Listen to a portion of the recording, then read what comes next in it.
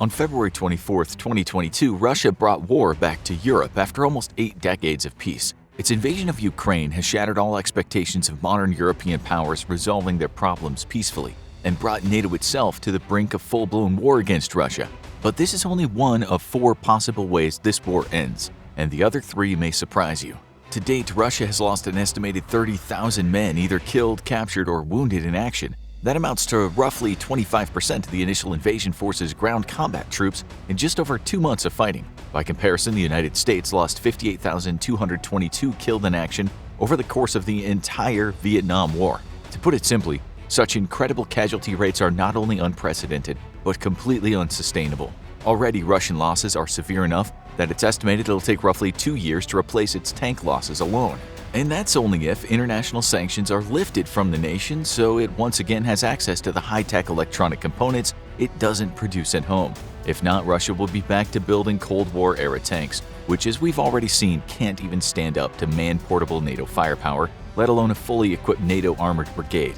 While there's currently a lot of talk about mobilization, Russian military leaders admit that mobilization will do little to help Russia win this war. It would take 90 days to fully mobilize a replacement tank regiment, and even then, they would only be equipped with Cold War leftover tanks from Russia's vast reserves of very obsolete equipment. These tanks and their completely green conscript crews would perform even worse in Ukraine than Russia's current tank forces. Replenishing Russia's dwindling air power assets is simply untenable until sanctions are lifted, or Russia takes the years necessary to retool its economy to provide high-tech electronics at home and build new aircraft. That's why the first possible way that the war in Ukraine ends is with a whimper rather than a bang.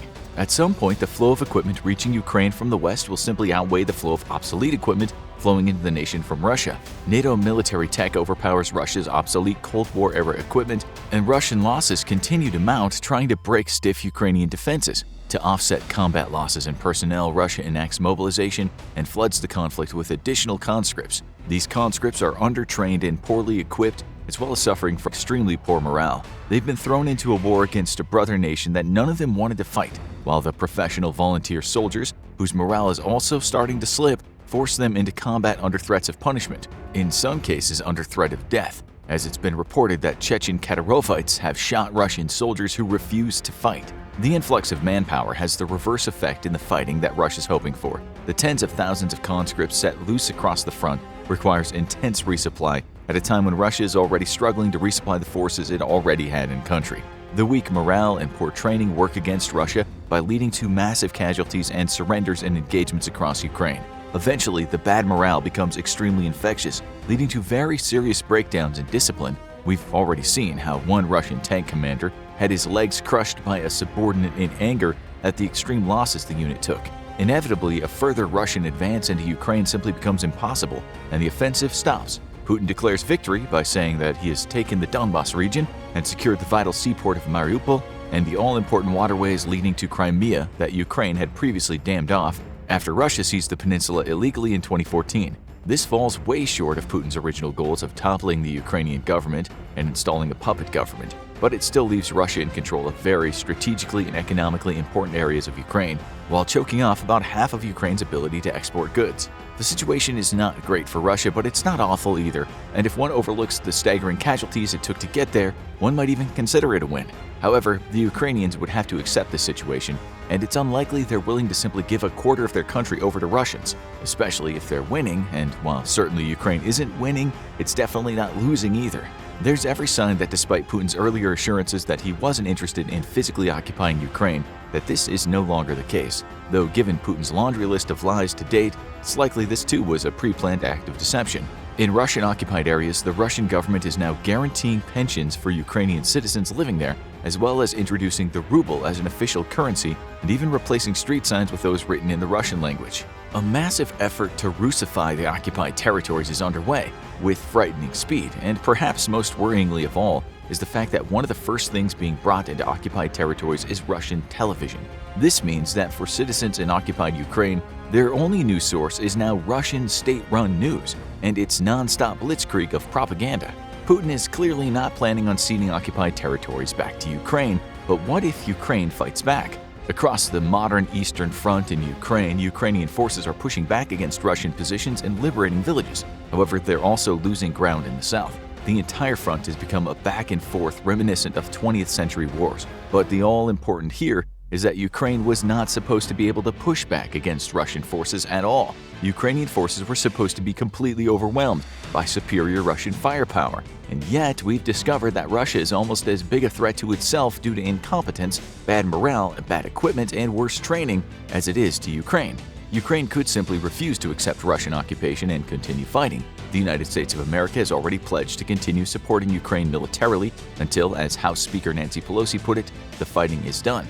Europe may not be so eager to support an ongoing war in Ukraine, but they don't have to be. In terms of overall contributions to Ukraine, Europe's contributions are a little above symbolic, with the lion's share of support coming from the United States. In recent meetings with America's defense industry leaders, President Joe Biden worked to create a strategy for the ongoing resupply of Ukraine, even if the war lasts for years. As long as Ukraine is willing to fight, the U.S. looks willing to continue supporting it, and the longer Ukraine wants to fight, the worse it might get for the Russians. Already, the initial stance on not supporting Ukraine with heavy equipment has shifted. This was due to the stunning performance of Ukrainian troops and the equally stunning incompetence of Russian troops. Western analysts predicted Ukraine would fall within 3 days, and nobody believed that Ukraine's military could survive, let alone beat back the Russian assault to Kyiv and beyond. Now that the U.S. believes Ukraine can fight for months, even years, it opens up the door for providing Ukraine with heavier equipment. Already, the U.S. has provided Soviet-built helicopters it sourced from other nations, as well as other equipment that Ukrainians are already familiar with. However, if Ukraine is committed to fighting for years and the stalemate in the East holds, there's reason to believe the United States would begin arming Ukraine with modern American equipment. This would require months of training for its crews, but after which Ukraine would be fielding capabilities far superior to Russia's own. This is only possible if Ukraine continues this fight for years, as it would take that long to train Ukrainian troops and create the logistical networks required for repairing and replenishing sophisticated equipment such as the M1 Abrams. Yet if Ukraine has to date held against the Russian onslaught, there's little reason to believe the nation couldn't hold a status quo for the necessary time to rearm itself with Western equipment. Under assault from a Western-armed Ukraine, Russia would lose badly in the east and be forced to retreat. At this point, there's only two ways this war ends. The first is with a humiliating admission of defeat by Russia and a general withdrawal. This is extremely unlikely. But as the war costs continue to add up for Russia, Ukraine may be able to force this defeat condition even with current equipment. However, this would be an admission of catastrophic failure to be remembered for all of Russian history and is an unlikely move to be made by any Russian public official. The second way this could end is with the use of weapons of mass destruction against Ukrainian forces. This includes nuclear, biological, or chemical weapons. Currently, Russia has nothing to fear from Ukrainian retaliation over the use of WMDs, as the nation has none in its arsenal. Most worryingly, Russia has already planted the seeds for the justification of WMD use by creating propaganda that claims Ukraine itself has been working on chemical and biological weapons under the supervision of Russia's favorite boogeyman, the US. This is, of course, a blatant lie, as Ukraine has no WMDs. And if it did, surely it would have used them in the initial desperate hours of the war when it seemed as if Russian troops would take Kyiv. Even without Ukraine overpowering Russian troops after years of armament by the West, Putin might still turn to the use of chemical, biological, or nuclear weapons. President Joe Biden has declared this a line in the sand that would be met with an appropriate response. What this means is anyone's guess, but it's feared this would mean retaliation by the United States itself, proportional to the attack carried out by Russia. If Russia uses chemical weapons, the U.S. might launch a chemical attack against Russian troops inside Ukraine. The U.S. would be unlikely to use such weapons inside Russia itself, for fear of escalating the situation, and the only type of attack it might respond tit for tat for might be a nuclear one. The only thing Ukraine needs less than one nuclear attack on its own soil is 2 nuclear attacks on its territory. This brings us to yet another way that war in Ukraine could end. If Russia were to turn to the use of WMDs and the United States responded in kind, it could lead to that of which the world has been most fearing, a full-blown confrontation between NATO and Russia. And yet this is a nightmare scenario for Russia given how extremely poor its troops have performed against Ukraine's military, which is largely armed with Cold War weapons. Taking on NATO's professionally trained and well-equipped militaries would be a catastrophe of the highest order for Russian forces. And while before the West feared Russia's growing military might, the war in Ukraine has proven that Russia was a paper tiger all along. This is why, despite Putin's tough rhetoric against the West, the very last thing he wants to see is NATO tanks gathering outside Kaliningrad. Putin might speak tough, but he really has to ask himself just how many wars he wants to be losing at once. Our final way that the war in Ukraine might end is one that seems unlikely at first glance, but is frighteningly possible if several key facts about the conflict change. Currently, Russia is bombing civilians in their homes, and even going to great lengths to specifically target civilian shelters. Russia is also destroying civilian infrastructure not just in the east where the heaviest fighting is taking place, but all the way as far west as Lviv, which had its power plant bombed by Russia. Despite having no military value, these random civilian targets are in fact far from random because they have great terror value. Putin's strategy is simple. It follows the same strategy that Russia used in Syria. By targeting civilians, he hopes to create mass panic and fear across the country, eventually prodding the people to sue for peace. In Syria, terrorized civilians refused to support rebel forces. In Ukraine, a terrorized population could demand that its military stop fighting. With no political will to fight, Ukraine could surrender to Russia without Russia ever needing to completely dominate it. It's likely this campaign of terror would backfire against Russia, seeing as how the nation doesn't enjoy the military superiority it enjoyed in Syria. However, should it work, Russia would end up installing a pro-Kremlin leader into power in Ukraine. Given the fact that today Russia seems to have no intention on returning occupied territories and is even going so far as to Russify them, a puppet leader could call for a referendum on Ukraine, rejoining Russia in the style of a former Soviet republic. It's even possible that Russia would actually rebrand itself as the Soviet Union again, something that is likely extremely appealing to a Cold War diehard like Vladimir Putin. A new Iron Curtain could fall across Europe, and the Cold War 2.0 would begin anew. With Ukraine pacified, Putin would inevitably invade Moldova. Recently, a Russian general accidentally let slip what seemed to be Putin's real goals in Ukraine.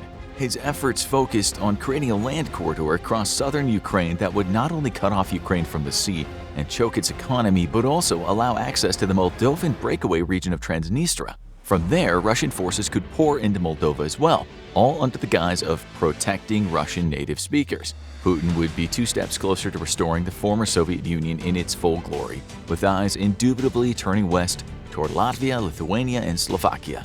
These 3 nations are currently NATO members, which makes it doubtful Putin would seriously try to invade them, especially after President Biden's declaration that the United States would fight for every inch of NATO territory. The wording of this proclamation wasn't an accident either, as the United States has been aware of internal Russian brainstorming that involved launching a tiny incursion into a Baltic state, just enough to take a single village or a few miles of border territory, and then digging in defensively. This would force NATO to go to war against the entrenched Russian defense force over an insignificant border incursion. Seeing as some current NATO members didn't even want the Baltic states to join the alliance in the first place due to their vulnerability to Russia, it's possible NATO would splinter internally over the invocation of Article 5. This would destroy confidence in the alliance, especially from its most vulnerable members in the East, and could lead to a collapse of NATO on the whole. This would leave the United States and perhaps a few other European countries fighting an extremely unpopular war that a significant portion of Europe doesn't even want. In such a scenario, it's possible Russia wins this confrontation with the West and is allowed to take as much of the Baltics as it really wants. Vladimir Putin would have finally succeeded in restoring the Soviet Union in whole and greatly escalating the potential for a devastating nuclear conflict. Now go watch What's Wrong with the Russian Military, or click this other link instead.